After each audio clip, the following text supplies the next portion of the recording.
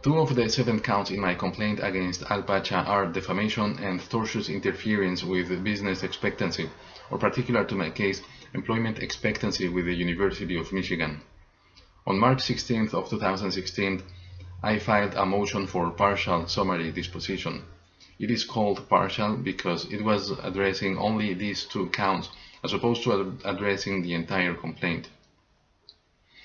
In general, under Michigan court rules, motions need to be filed at least 9 days prior to the hearing, but in the case of summary dispositions, motions need to be filed at least 21 days prior to the hearing, and the deadline for filing responses and supplements is 7 days prior to the hearing.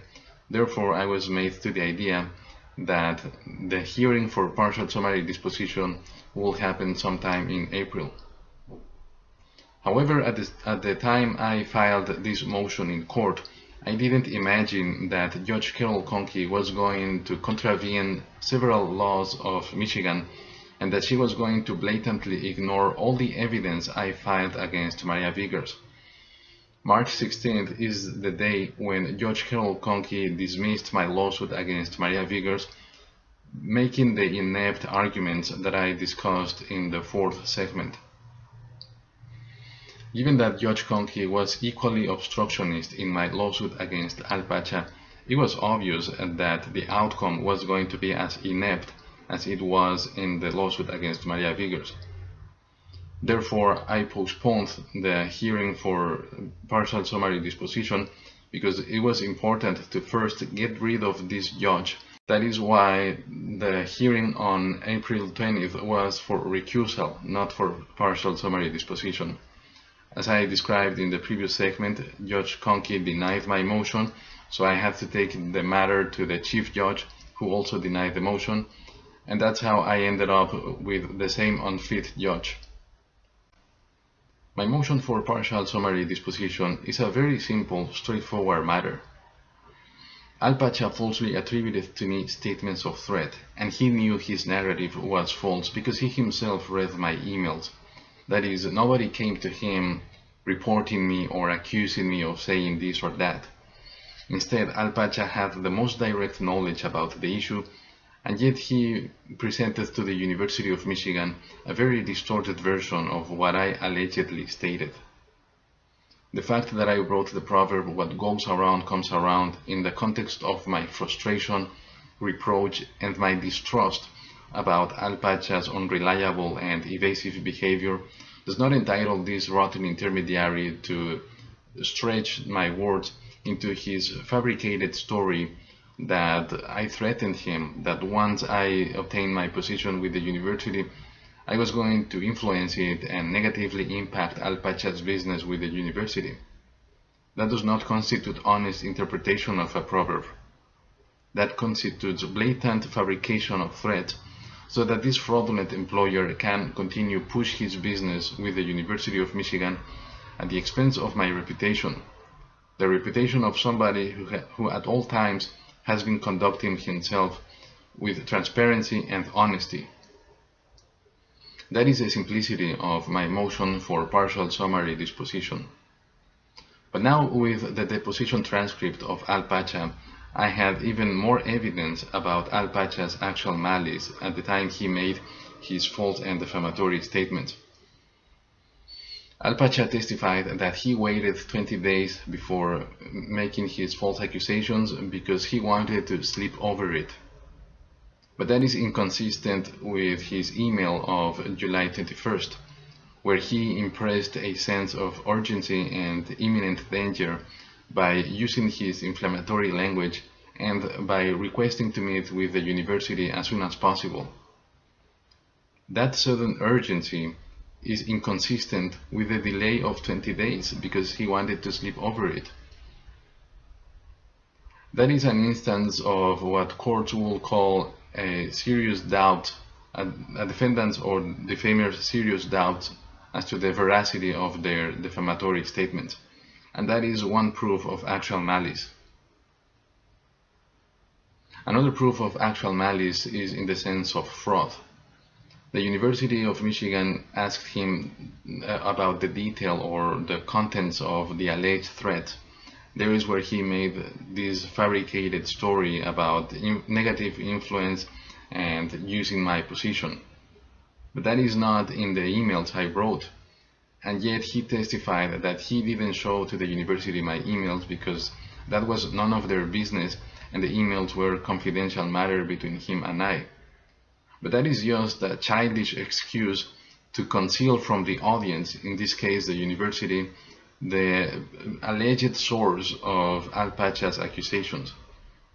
Like I mentioned before, he was hiding those emails because otherwise his fraudulent narrative would be disproved. That is, Al-Pacha had consciousness of his guilt. Another instance of his consciousness of guilt is that he concealed now from me on July 30th the fact that he had interacted with the University of Michigan and the fact that he had made his defamatory statements there. Al-Pacha also concealed from me his interactions with the university when I sent my request on October 21st of 2015 for a copy of my personal file, where I indicated with an underlined statement that I was interested in knowing about the notices, feedback, and requests by the University of Michigan. Given the arrangements that there were between Al-Pacha and the university, obviously there were requests or notices by the University of Michigan which Al-Pacha didn't want to show to me because he knew that I would scrutinize further and eventually discover what he made behind my back. That is silent fraud as it was defined by the Michigan Supreme Court. Additional evidence of Al-Pacha's actual malice at the time he made his false and defamatory statements is his purposeful avoidance of the truth. This is in regard to the immigration ruling to which I directed his attention, in the sense that it is permissible or legal to sponsor somebody for a green card, regardless of whether that person retains other offers of employment from other different employers.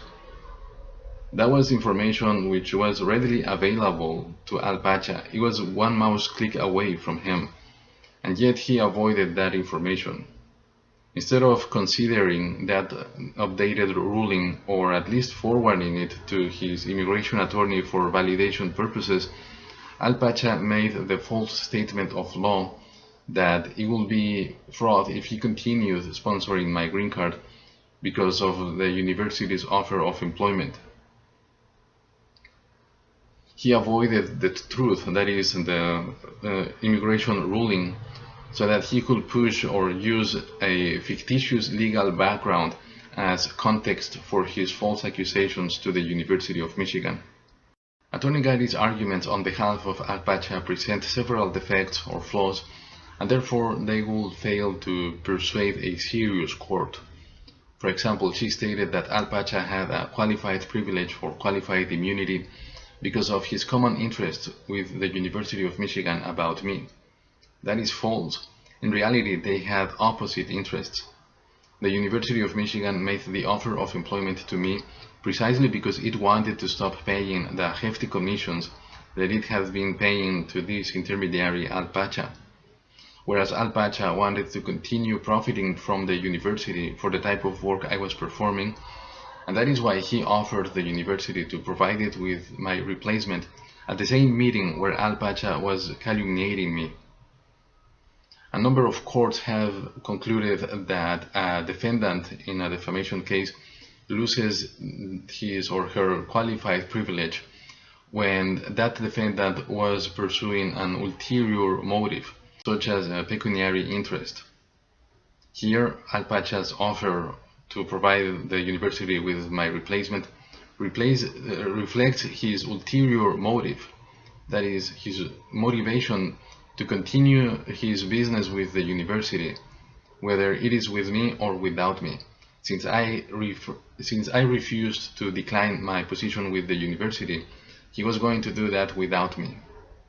Attorney Gadi cited case law in the sense that the qualified privilege is premised on moral or social obligations to make a disclosure. But as I have mentioned in more than one brief, moral obligation is a two-way street. Just like there is a moral obligation to make the disclosure, there is also a moral obligation or counterpart in correcting the incorrect disclosure. In this case, Al-Pacha at all times has refused to retract his defamatory statements, even though they have been proved to be false. Now, the three employees of the university who testified at the deposition gave a consistent testimony about the terms of the statements of threat, those statements that Al-Pacha falsely attributed to me. One of these terms is the one of once I became employee of the university, meaning that once I am officially transferred to the university's payroll. This is in stark contrast with Al-Pacha's testimony when he stated that because I was his disgruntled employee, he was afraid that I will do some damage to the university systems, and therefore he will be held liable to the university insofar as he was my employer. That is, we are confronted with two different time frames or two different representations of time, which are contradictory. On the one hand is one given by all the non-party witnesses, and on the other hand there is that one given by the defendant, who is exercising his right against self-incrimination. But it is interesting to point out that Al-Pacha's email on July 21st is more consistent with the testimony as given by the university employees, because in that email Al-Pacha made the explicit statement that he received direct threats from me. He does not talk about any alleged fears of him being held liable to the university. To me, Al-Pacha's inconsistencies and the poorly thought attempt to disavow the testimony of everybody else is an instance of attorney-crafted spoon-feeding, which was devised during the 3 months in which Judge Carol Kuhnke shielded this coward employer from his deposition while ordering me to disclose all the evidence I had upon request by Attorney Gatti. That is one example of what I mean by saying that Judge Kuhnke severely impaired the ascertainment of the truth. Now, with this speech of alleged fears of me harming the university's systems, Al-Pacha didn't testify to the best of his knowledge.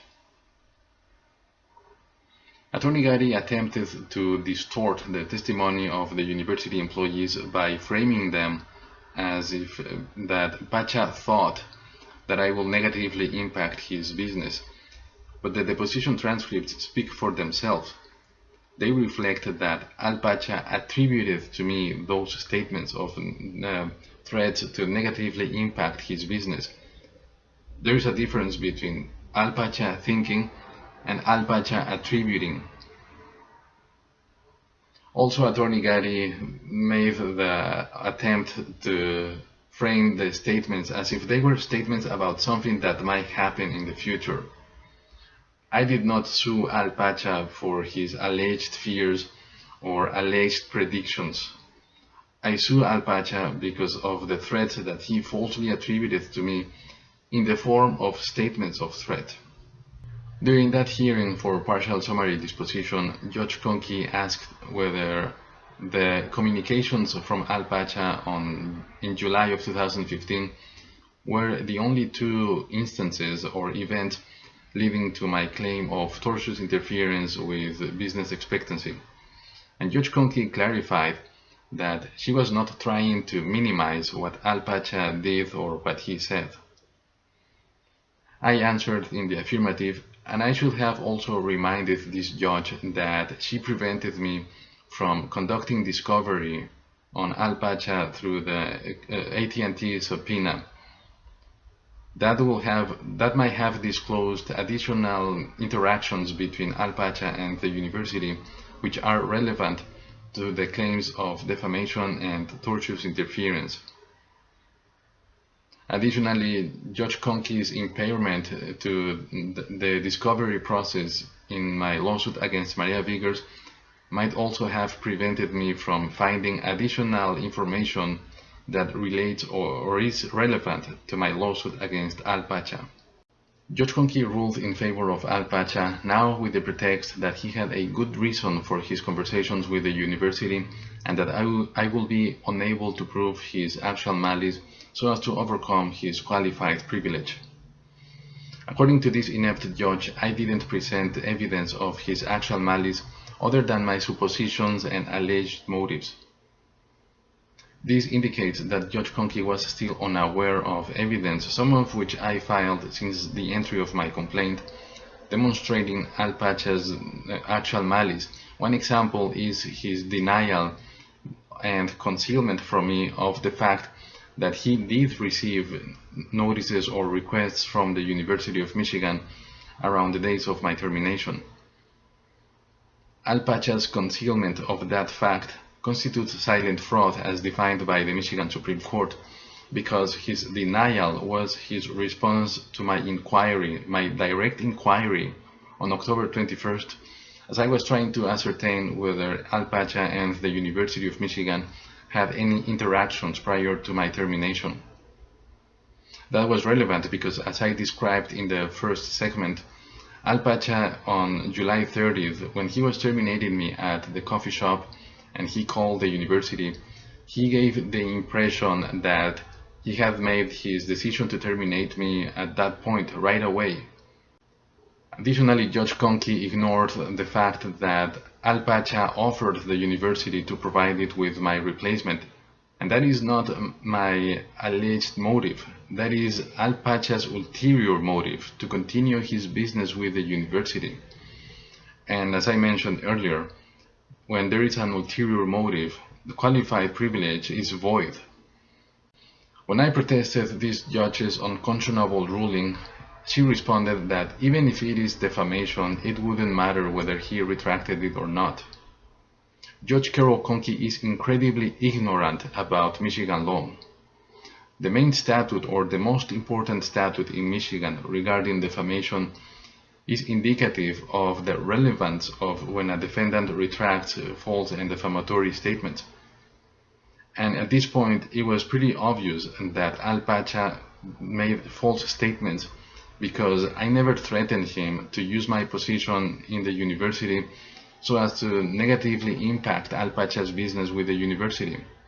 And yet he at all times refused to retract that statement. Other courts have been clear in that a defendant's refusal to retract defamatory statements that have been proved false are evidence of the defendant's actual malice at the time he made his defamatory statements.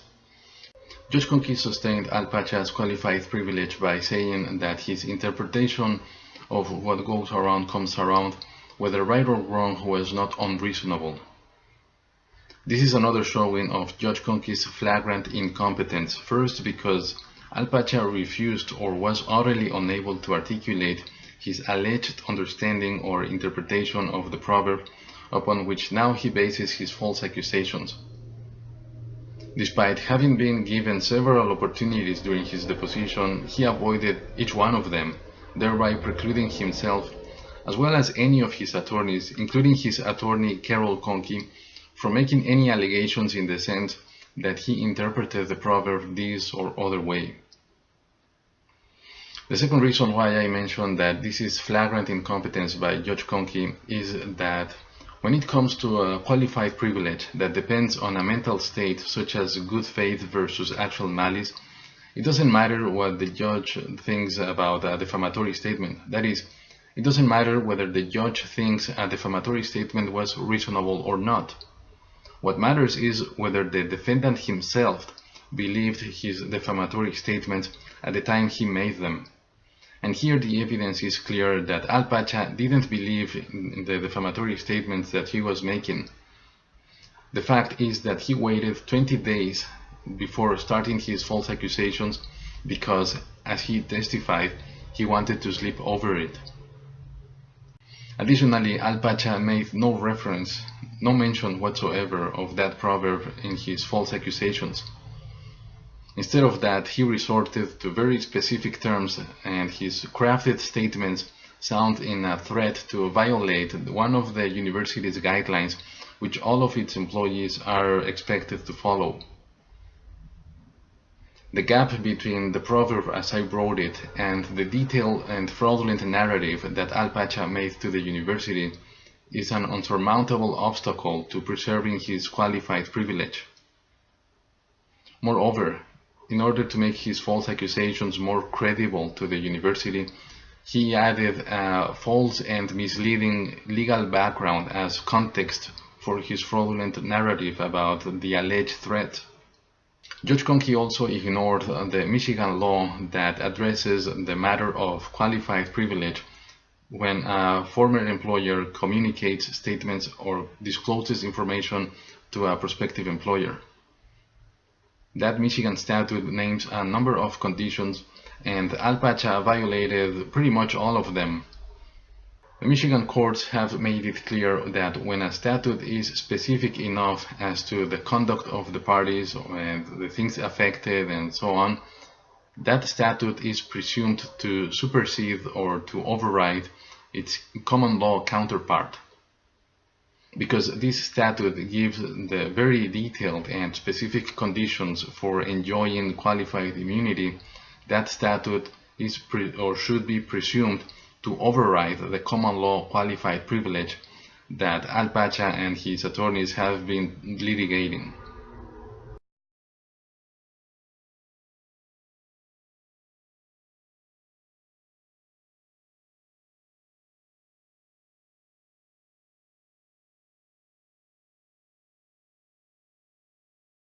Judge Carol Kuhnke has no sense of shame.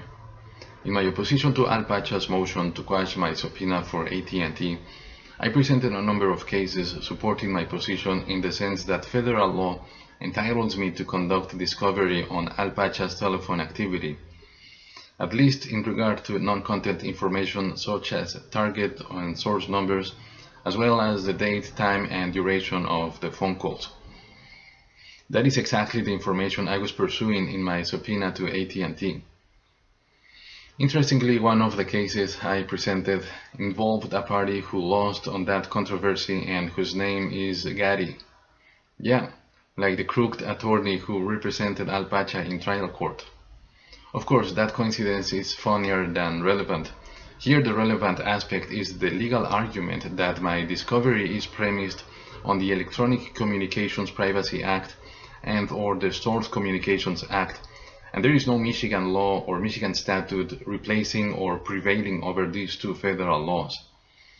By contrast, Attorney Gary only litigated on the basis based on the argument that my subpoena is not reasonably calculated to the discovery of relevant evidence or admissible evidence, and that it was unduly burdensome.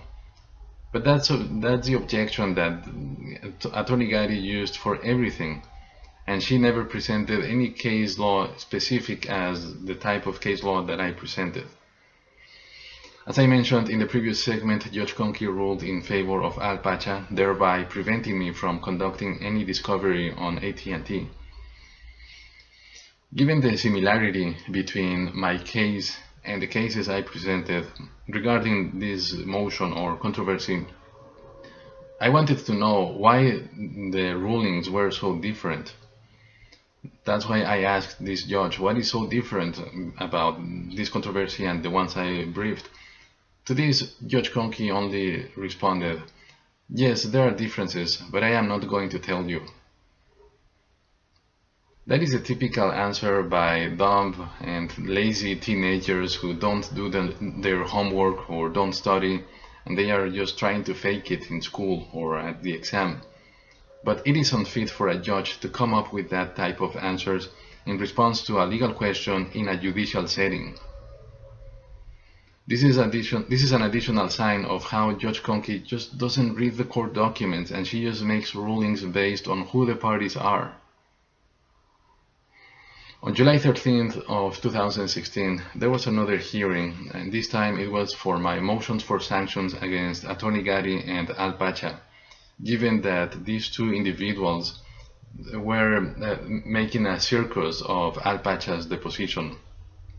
Attorney Gary conducted herself like a white trash heckler during the entire deposition, whereas Al-Pacha's conduct is pretty much described in this case from early 20th century perfectly transparent case of intentional and willful evasion and refusal to make any explanation of the facts under the pretense of defective memory, ignorance, and stupidity, so as to conceal all material facts within the witness's knowledge.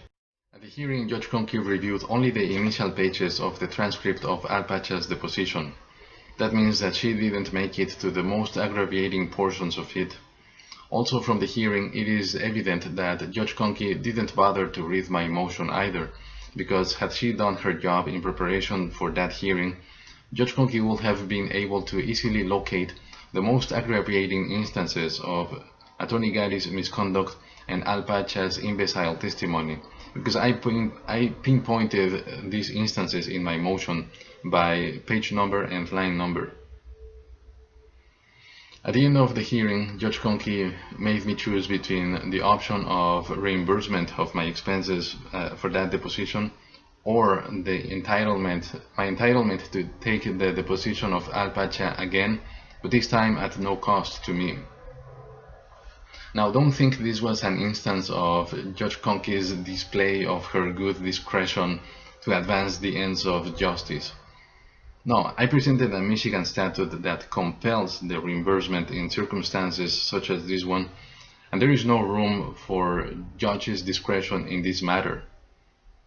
Of course, Judge Kuhnke could have violated the Michigan statute just like she has violated other Michigan statutes and court rules. Based on her subsequent arguments, I got the impression that Judge Kuhnke was trying to persuade me about the benefits of taking Al-Pacha's deposition again, but I didn't fall for that.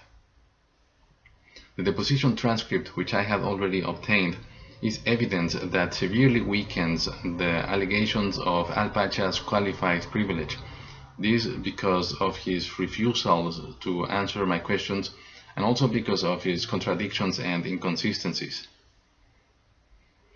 Also, by taking Al-Pacha's deposition again, I might have been risking that the deposition transcript, which I filed in court on June 2nd of 2016, will be stricken from the record, and now Al-Pacha will come up with additional attorney-crafted statements in his new deposition, especially for questions where he formerly refused to answer or where his answers were contradictory or outright stupid.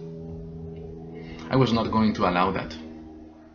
Moreover, in my lawsuit against Maria Viggers 6 months earlier, in February of 2016, Judge Kuhnke ruled that I was allowed to take the deposition of the university's director, Richard Robin. But then Judge Kuhnke rushed to dismiss my lawsuit against Maria Viggers, even though Judge Kuhnke knew that I was still unable to take the deposition of Director Robin because the University of Michigan was ignoring my inquiries in the matter. Just like Judge Kuhnke cheated in the matter of Director Robin, she could also cheat in the matter of Al-Pacha by dismissing my lawsuit against him before I could take his deposition, and then saying again statements such as, "Oh, but this is a different matter." At the end of the hearing, she also mentioned that July 13th, that hearing was the first time Judge Kuhnke saw the transcript of Al-Pacha's deposition. This means that Judge Kuhnke was a liar when she told me on June 15 at the hearing for partial summary disposition that she read everything I submitted. That is, on July 13th, Judge Kuhnke made another inadvertent showing of her exorbitant negligence.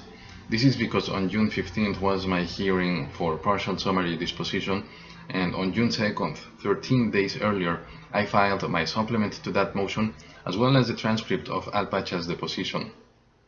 In motions or hearings for summary disposition, the deadline for filing responses and supplements is 7 days prior to the hearing. Therefore, I met that deadline by filing these two records 13 days prior to the hearing.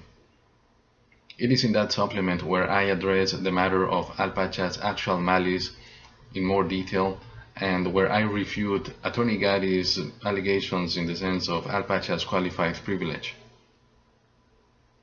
Judge Kuhnke's remark on July 13th shows that for the hearing on June 15th about my partial summary disposition, Judge Kuhnke didn't read the transcript of Al-Pacha's deposition, and she didn't even read my supplement to my motion. It is in the second paragraph of my supplement where I announce that the transcript of Al-Pacha's deposition was attached as exhibit. Therefore, Judge Kuhnke's conclusion on June 15th that I didn't present any evidence of Al-Pacha's actual malice other than my suppositions and alleged motives is basically a blatant statement made by a judicial deadbeat who never reads court documents and who decides cases only based on other criteria which have nothing to do with the administration of justice. Also, in the hearing on June 15th, I made a statement in the beginning in the sense that I presumed that the judge read my deposition transcript as well as Al-Pacha's deposition transcript. Judge Kuhnke nodded when I said that, and that is not evident in the transcript, obviously. But what is evident is that Judge Kuhnke allowed me to continue with my presentation instead of clarifying the matter. Had Judge Kuhnke had a little bit of honesty and dignity regarding her job, she would have interrupted me to say, wait, I didn't know there was a transcript of Al-Pacha's deposition, and I didn't know you filed a supplement. We might have to adjourn this hearing. But Judge Carol Kuhnke does not have the honesty to clarify something as simple as that. She preferred to have me go on with my presentation, leaving me with the false and misleading impression that she was up to date with the evidence and the documents filed in court, and then at the end she came up with her nefarious ruling. That is so typical of Judge Carol Kuhnke. On August 17th was the last hearing in trial court in my lawsuit against Al-Pacha. This was for my motion for summary disposition regarding the remaining counts. At that point, I just wanted the lawsuit to be closed so that I could file my appeal in the Michigan Court of Appeals, because it was obvious that Judge Kuhnke was going to continue obstructing justice no matter what. I will not delve into the details of these other counts, except that I will somewhat elaborate on the count of wrongful termination because people are likelier to experience that offense in their own personal lives. In Michigan and many other states, there is a legal doctrine called at-will employment, which consists in that the employee or the employer are authorized to terminate the employment relationship for whatever reason, good or bad, or even for no reason at all. But there are some exceptions to the at-will employment doctrine in that they limit the employer's ability to terminate the employee. Those exceptions are usually in the form of federal or state statutes, such as the Civil Rights Act, prohibiting an employer to terminate his employee for discriminatory reasons. Many statutes indicate that before a party is allowed to file a complaint in court regarding an offense contemplated by that statute, that party needs to exhaust his administrative remedies by filing a grievance and following the corresponding process with an agency which is specifically dedicated to handling the matters which are strictly within the scope of that statute. Once the process is completed, if the party remains unsatisfied with the outcome, then that party is allowed to file that complaint in court. Another type of exceptions to the at-will employment doctrine is known as public policy of a state or a jurisdiction. Generally speaking, public policies are derived from or extend statutes as they are enacted by federal or state legislatures. In my count of wrongful termination, one of the controversies was that according to Attorney Gary, I was required to exhaust my administrative remedies prior to filing that count in court. My stand was the opposite. The circumstances of my termination transcend the scope of what is contemplated by that statute, and therefore I was not required to exhaust any administrative remedies. More specifically, the Michigan law prohibits an employer to request an employee for some consideration, but it makes no mention whatsoever in terms of termination as a result of the employee's denial of that request. Here, I didn't sue Al-Pacha for asking me for a consideration, in this case, that I declined my prospective employment with the university. I didn't sue him for that. I sued Al-Pacha for actually terminating me in retaliation for my decision to retain my prospective employment with the university. That is, he retaliated by terminating me, and he did that because I declined his request for that consideration. Therefore, my termination goes beyond the scope of the administrative remedies contemplated by the Payment of Wages and Fringe Benefits Act. By contrast, I am going to give you a real-life example where exhaustion of administrative remedies will be required. From 2007 to 2012, Al-Pacha violated the Michigan law that orders an employer not to prohibit his employees to disclose their salaries or wages. When I began my employment with Al-Pacha in 2007, I signed a document which prohibits me to disclose my salary. Al-Pacha's reason for including that clause is obvious. If I disclose my salary to the University of Michigan, the university will know how much Al-Pacha profits from the hourly rate that the University of Michigan paid for my work. And it will be outrageous to find out how much Al-Pacha is earning just for a monthly processing of an invoice and a paycheck, where I am the one who was performing the job on a full-time basis. If I wanted to take legal action against Al-Pacha for his violation of that Michigan law, then I will have to file my grievance with the Department of Labor, as that is the agency designated by the Payment of Wage and Fringe Benefits Act. Another aspect in the context or controversy of administrative remedies is the legal principle that usually the verb may has a connotation of being optional, whereas the verb shall has a connotation of being mandatory. Here, the Michigan statute on which we were litigating uses or employs the verb may, which means that even for matters which are strictly within the scope of that statute, exhaustion of administrative remedies is optional, not mandatory. In fact, that is the conclusion that other courts, Michigan Court of Appeals, as well as the federal court, have reached in their analysis of the Michigan Payment of Wage and Fringe Benefits Act. Another matter I addressed in my motion and at the hearing is the clarificatory affidavit that I demanded Al-Pacha to produce. This affidavit was intended to retract or at least clarify the defamatory statements that Al-Pacha made to the University of Michigan. When I asked Al-Pacha during his deposition to verify whether he told the university employees that fraudulent narrative in terms of me threatening him to negatively impact his business once I became employee of the university, Al-Pacha's response was, "Not that I recollect." That disavowal of his narrative imposes on him the moral obligation to clarify his statements in a way that is clear enough to the university employees, because otherwise my reputation remains unduly harmed by Al-Pacha's defamatory statements or what the university employees allege was Al-Pacha's narrative.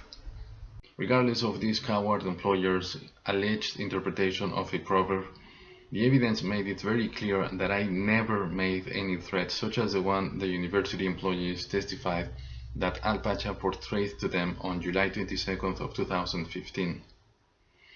Additionally, Al-Pacha testified during his deposition that he does not recollect making that narrative to the university employees. Therefore, Al-Pacha should have no objection to clarify that matter. For that purpose, I drafted an affidavit which I expected Al-Pacha to sign and which makes it very clear that I didn't make the threat that was imputed to me. The affidavit also states that the false accusations of direct threats were at most Al-Pacha's interpretation of my actual words. By including that wording, I was allowing Al-Pacha to save face before the university employees so that he wouldn't end up with an image of being such a fraudulent person for his false accusations in July of 2015. Despite my consideration to Al-Pacha, he refused to sign the affidavit. This time, Attorney Gary's excuse was that I didn't present any case law where a defendant is compelled to sign an affidavit. So forget about Al-Pacha's initial excuse from November of 2015 regarding his alleged interpretation. That was already contemplated in my proposed affidavit. Attorney Gary didn't even propose an alternative wording of the affidavit.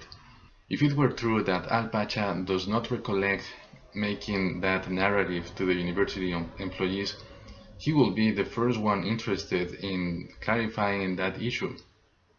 At least that will help ascertaining who committed perjury. At the hearing on June 15th, Judge Carol Kuhnke stated that she was not trying to minimize what Al-Pacha did or said about me. Accordingly, on August 17th, I explained to this corrupt judge that I needed some type of written clarification, which in this case means retraction, signed under oath by Al-Pacha, because otherwise I will remain in a vulnerable position where Al-Pacha is allowed to renewedly calumniate me if a prospective employer approaches him. By having this affidavit signed by Al-Pacha, I will have a quick way to disprove Al-Pacha's new defamatory statement.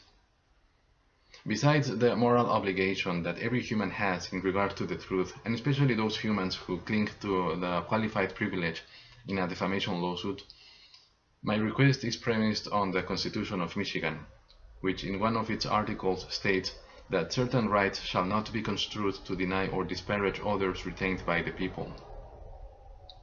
Here in this case, the matter of Al-Pacha's qualified privilege is highly debatable, but even if his qualified privilege were valid, it should not be construed or to deny my right to my good name and good reputation, because I never made the threat that Al-Pacha falsely attributed to me on July 22nd of 2015.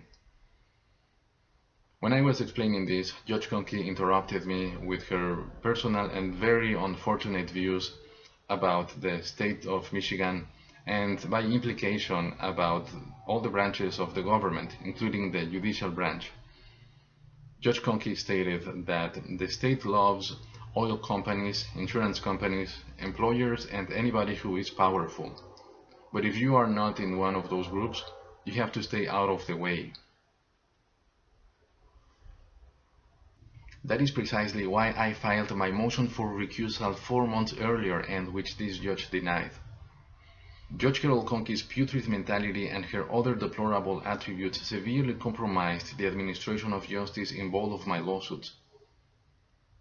That was not only her oral, incidental expression of her personal views. The nefarious statement that she made on August 17th summarizes my entire litigation experience with this judge, and I will not be surprised if that has been Judge Kuhnke's conduct in many of the lawsuits she presides. The mere fact that Judge Kuhnke came up with that statement while in court raises serious questions about her mental faculties. Because of course there have been other corrupt judges in Michigan and other jurisdictions, but at least they know that it will not be convenient or even prudent to make such an insolent statement while they are in court. And the fact that Judge Kuhnke made her statement so openly is indicative that she has lost the notion of what is right and what is wrong, and therefore she has lost the notion of why she is in the judicial system at all.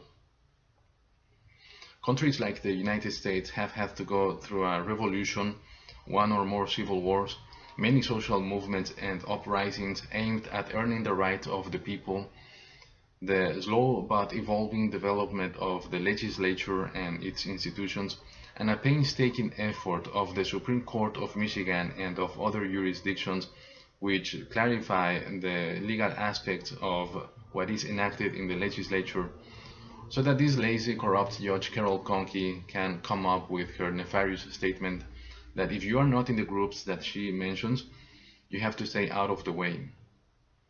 Yes, That is Judge Carol Kuhnke's pathetic approach to the law and to the Michigan judicial system, from which she gets her juicy paychecks since the year 2013. Judge Carol Kuhnke's lecture in court as to who the state loves and who has to stay out of the way demonstrates that she is morally and intellectually unfit for judicial office. Remember that article of the Constitution of Michigan saying that no person shall be denied the equal protection of the laws? Forget about it. Save that babbling for law school. Save that babbling for campaign or television interviews. That article of the Constitution of Michigan is entirely meaningless in the corrupt courts of Kuhnke land, unless you are in one of the groups that Judge Kuhnke listed. Speaking of babbling and campaign, during her campaign for judicial office, Carol Kuhnke stated that she has represented working people as an attorney. So it is interesting that now that Carol Kuhnke wears her judge's costume, she takes the opposite approach by saying so cynically that Michigan loves employers and everybody else should stay out of the way. I highly doubt that Attorney Kuhnke would have said that to her clients, to stay out of the way. I tend to think that she was milking her client's wallet when she was representing them as an attorney, and she didn't tell them that once she became judge, she will protect the employers at the expense of the rights of the employees. She also made the statement that she would like to ensure that the employees get a fair hearing. There is no fair hearing when a judge sits like a crash test dummy who doesn't read the briefs and the evidence and just makes her rulings based on other criteria, totally irrelevant to the justice. On December 23rd, Judge Kuhnke, at the end of that hearing in my lawsuit against Maria Viggers, right after ruling against me, she made the remark that I was litigating complex issues on my own, meaning without an attorney. It is as if Judge Kuhnke were trying to explain why I wasn't prevailing in the controversies. Now, the matters I have been litigating are not complex, neither in terms of facts nor in terms of laws. What has made my litigation so complex is the fact that my lawsuits have been presided by this judge who is so erratic, corrupt, now with her blatant and nefarious mentality of who should stay out of the way. And those are unsurmountable obstacles to obtaining justice when somebody's rights have been violated. It is not that I was litigating complex issues on my own. Judge Carol Kuhnke's decadent comment in court on August 17th is the opposite of what a Spanish politician, Albert Rivera, stated earlier this year in March of 2017 when he said that the law is the power of the powerless. There was no sick classification as the one formulated by Judge Kuhnke. Also at the hearing on August 17th, regarding the affidavit I wanted Al-Pacha to sign, Judge Kuhnke stated that she did not have the authority or the power to compel Al-Pacha to sign that affidavit, and she clarified, I could order somebody to tell the truth. However, other than her bare statement, there was no indication in Judge Kuhnke's conduct or statements in the sense that she will actually order Al-Pacha to tell the truth. Therefore, at the end of the hearing, I asked this corrupt judge, how is Al-Pacha going to clarify his false statements, because he did not portray them as opinion, but as facts. I couldn't even finish my question because Judge Carol Kuhnke interrupted me with the statement that that is not up to her. That is in contradiction to her statement from minutes earlier, in the sense that she had the power to order somebody to tell the truth.